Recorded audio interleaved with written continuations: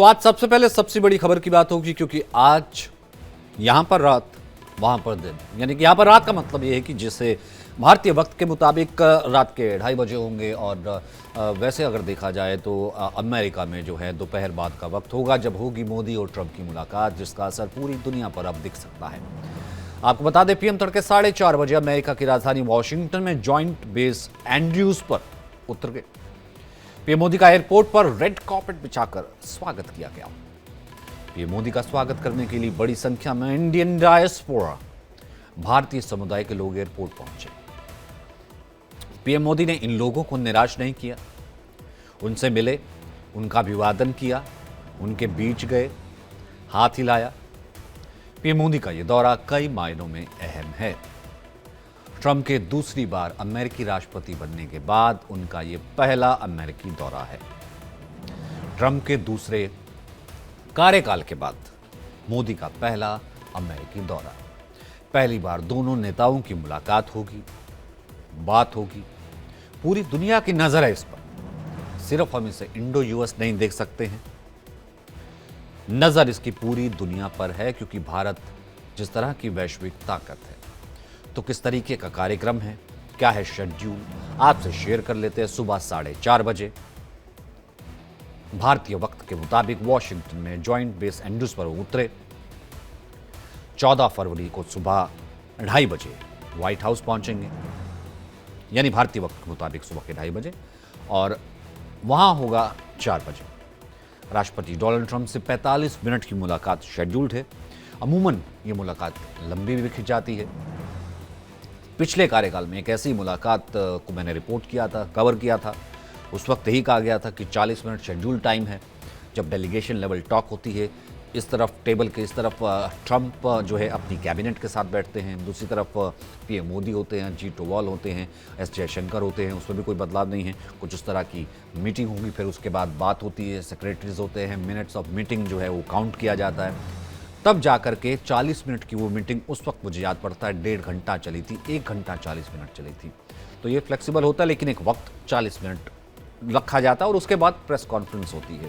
White house में वो white दरवाज़ा है, मैं आपको बताऊं, जहां से राष्ट्राध्यक्ष निकलते हैं। व्हाइट हाउस है, पूरे तरीके से वाइट है, और उस व्हाइट हाउस से वो एक वाइट दरवाज़ा वो खुलता है। वहां से प्रेसिडेंट जो होते हैं वो बाहर निकलते हैं, जो दूसरे प्रेसिडेंट हैं, यानी कि प्रधानमंत्री नरेंद्र मोदी जो कि मेहमान हैं, उनको लेकर के ट्रंप बाहर आएंगे व्हाइट हाउस के उस वाइट दरवाजे से।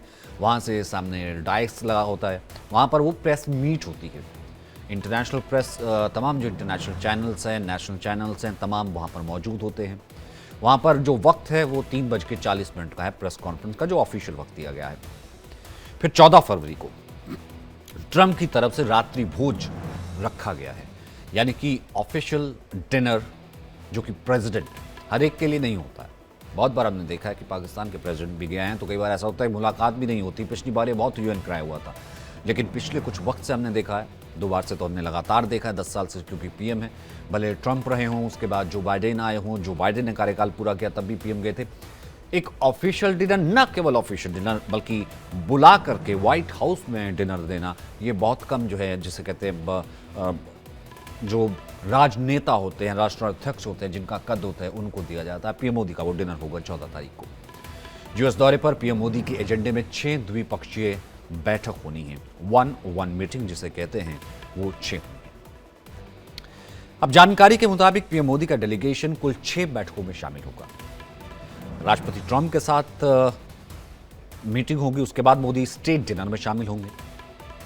पीएम के अमेरिकी विदेश मंत्री माइक वॉल्ट्ज, टेस्ला चीफ, इस बार बहुत बड़ी भूमिका निभाई है। इस बार जो ट्रंप नई गवर्नमेंट आई है, हमेशा साथ रहे, एक तरीके से ब्रांड एम्बेसडर है, टेस्ला चीफ है एलन मस्क, उनसे मुलाकात होगी।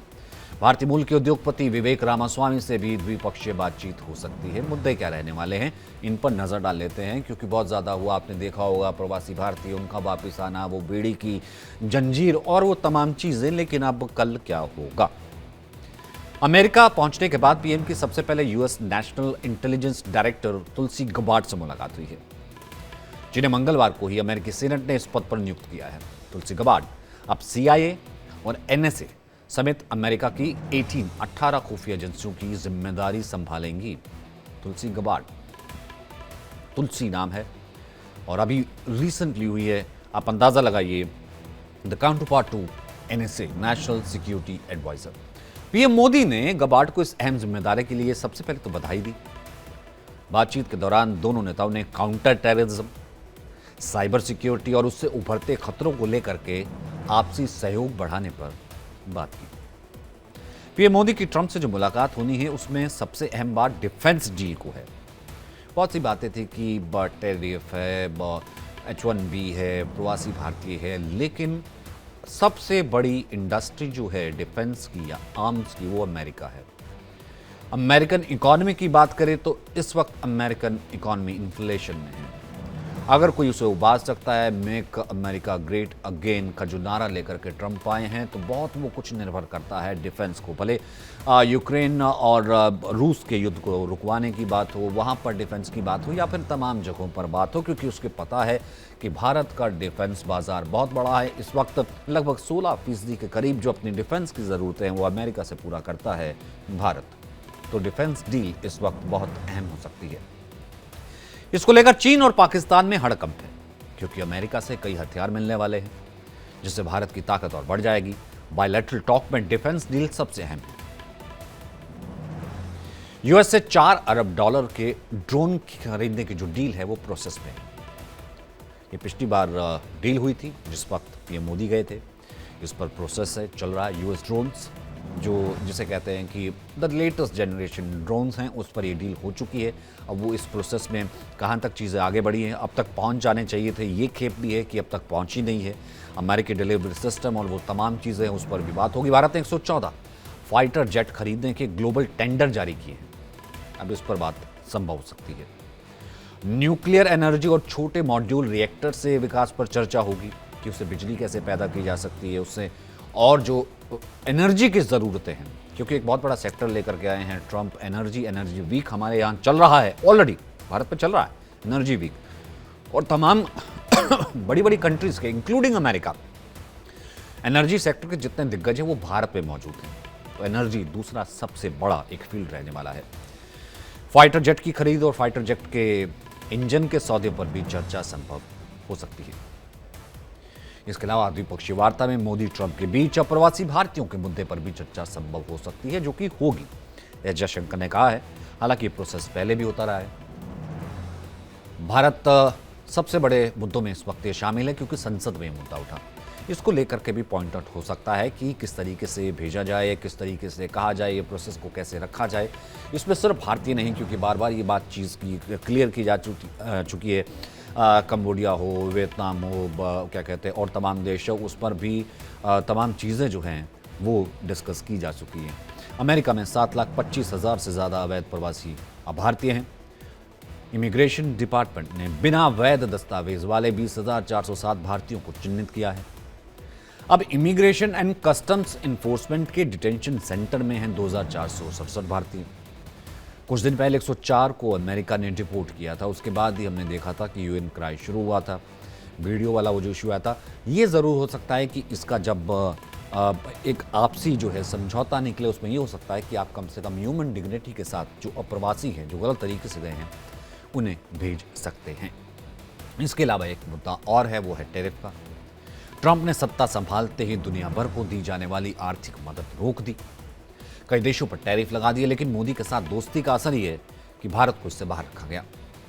तो इस मुद्दे पर भी चर्चा हो सकती है, टैरिफ के मुद्दे पर, क्योंकि 23-24 में दोनों देशों में व्यापार 118 अरब डॉलर के पार है, और एक वक्त तो ये था कि यही व्यापार 128 अरब डॉलर के पार पहुंच गया था। भारत का ट्रेड सरप्लस 37 अरब डॉलर उस वक्त रहा था।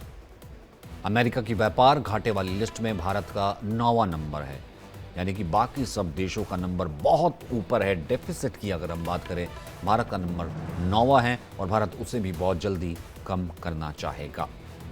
ट्रंप ने 1 फरवरी को कनाडा, मैक्सिको पर 25% और चीन पर 10% के टैरिफ का ऐलान कर दिया था, लेकिन भारत का नाम नहीं लिया था। चीन पर टैरिफ के बाद भारत के एक्सपोर्ट सेक्टर के लिए नए दरवाजे खुल गए। इस मुद्दे पर दोनों पीएम मोदी और ट्रंप के बीच होने वाली बात अहम है। इस पर भी पूरी दुनिया की नजर है। अब आप लोगों के मन में एक और सवाल होगा कि पीएम मोदी अमेरिका में ठहरे कहाँ हैं। तो आपको बता दें, व्हाइट हाउस के ठीक सामने एक आलीशान बिल्डिंग है, ब्लेयर हाउस, जो कि अमेरिका के राष्ट्रपति का गेस्ट हाउस है और उसी में पीएम मोदी को ठहराया गया है। ब्लेयर हाउस का इतिहास करीब 200 साल पुराना है, जो इस समय अमेरिकी प्रेसिडेंट का ऑफिशियल गेस्ट हाउस है, जिसमें 1824 में अमेरिका के पहले सर्जन डॉक्टर जोसेफ लोवेल ने इसे बनवाया था। सेकेंड वर्ल्ड वॉर के दौरान अमेरिका की सेंट्रल गवर्नमेंट ने इसे खरीद लिया था। 70,000 वर्ग फीट में फैली इस इमारत में 4 ब्लॉक हैं और अमेरिकन प्रेसिडेंट के आवास व्हाइट हाउस से भी ये बड़ा है। और पिछली बार जब पीएम मोदी गए थे, तब भी पिछली बार जब बराक ओबामा थे, तब बराक ओबामा ने इसी स्टेट गेस्ट हाउस में ठहराया था और यही स्टेट गेस्ट हाउस में उन्हीं को ठहराया जाता है जो व्हाइट हाउस के बेहद करीबी होता है और बिल्कुल सीधा, यानी कि सड़क पार करते ही गेस्ट हाउस है और उस तरफ व्हाइट हाउस है। अब बात करते हैं दूसरी खबर की, अगली खबर का रुख करते हैं। वक्फ बोर्ड, आज दिन भर ये मुद्दा छाया रहा। वक्फ बोर्ड पर जेपीसी बैठी हुई थी, संशोधन को लेकर के चर्चा हुई, कई महीनों से सियासत हो रही थी। आज आखिरी दिन था बजट का और जेपीसी रिपोर्ट को पेश कर दिया गया। खूब हंगामा हुआ। लोकसभा में जेपीसी चेयरमैन और बीजेपी सांसद जगदम्बिका पाल ने इसे टेबल कर दिया। विपक्ष ने इस पर हंगामा शुरू कर दिया।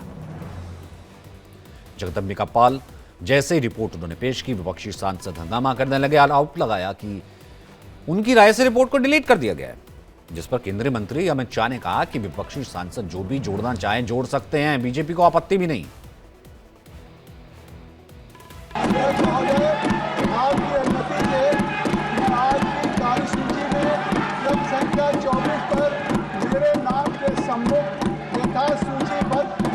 संशोधन विधेयक 2024 संबंधी संयुक्त समिति के प्रतिवेदन के हिंदी तथा अंग्रेजी संस्करण सभा पटल पर रखता हूँ। भारत माता की जय, भारत माता की जय।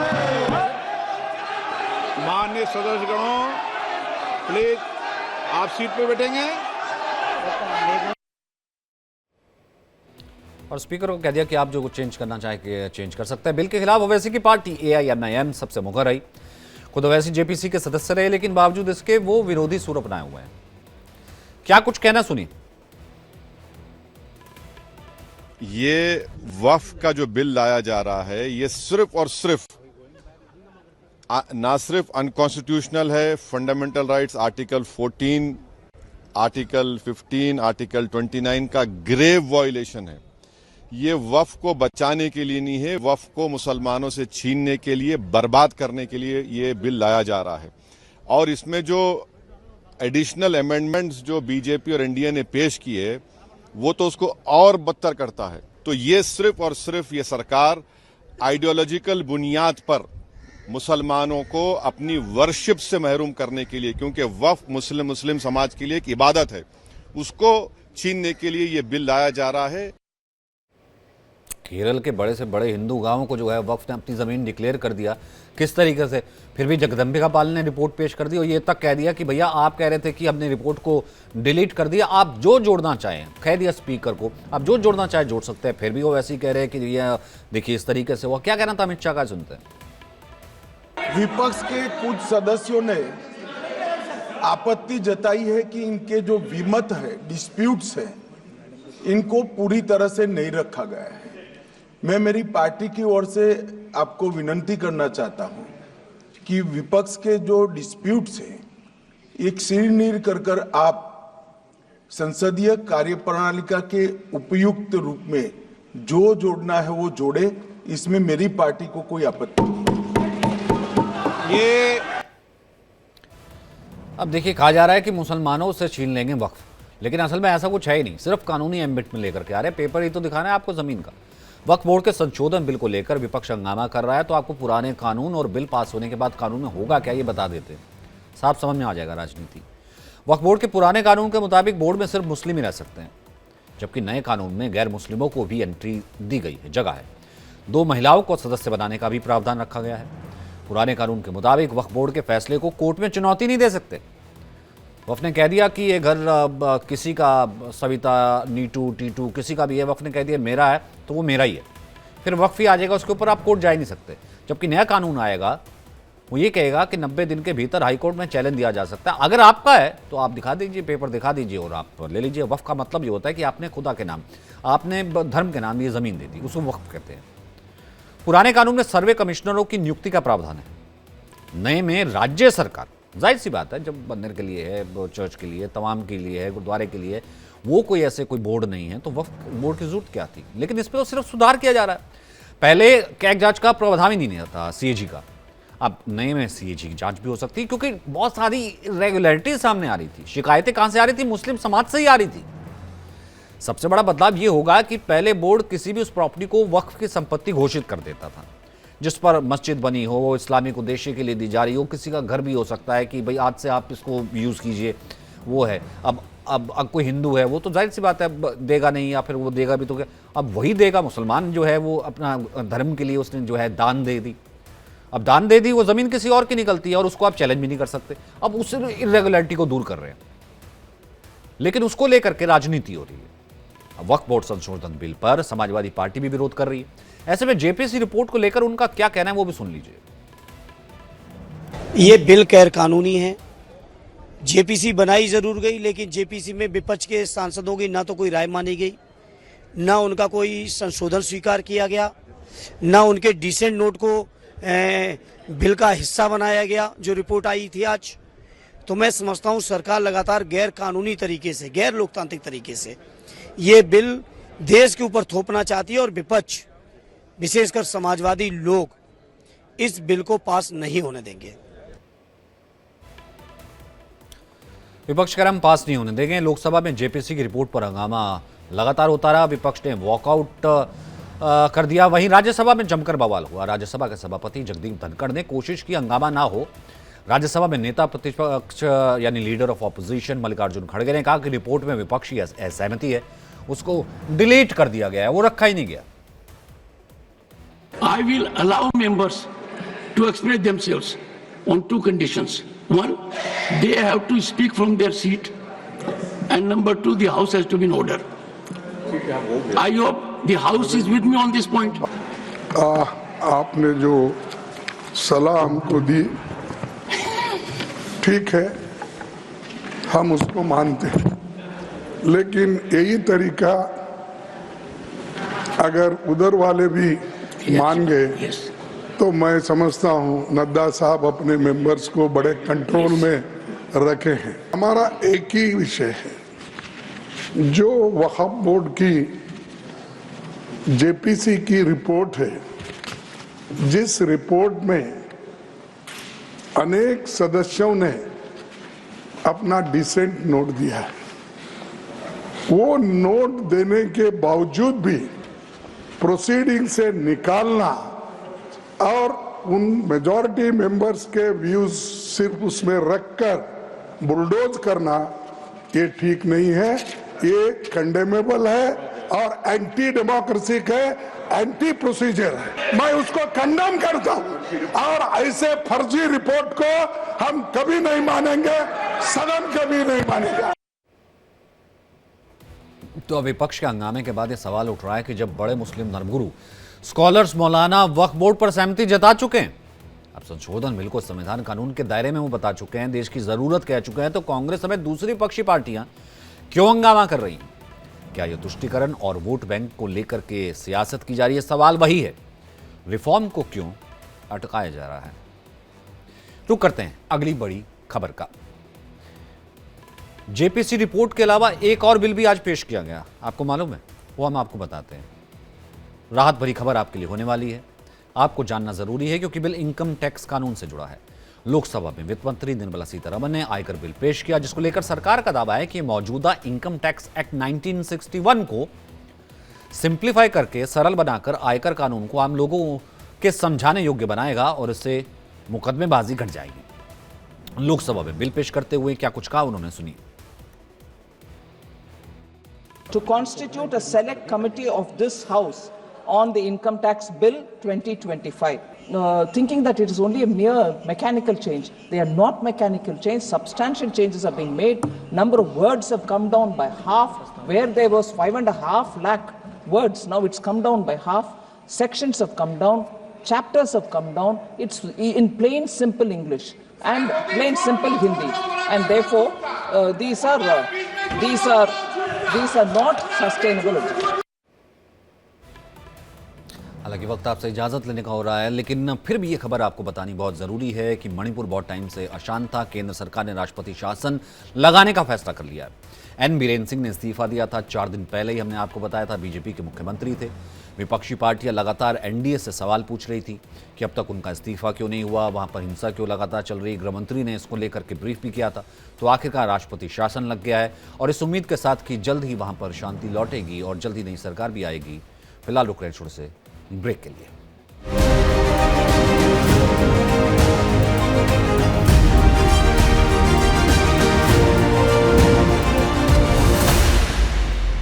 मजाक नहीं है दुल्हन का भाई होना, सब कुछ तुम्हारे सर पे होता है। यार चाचा चाची को लेने आया हूँ अब।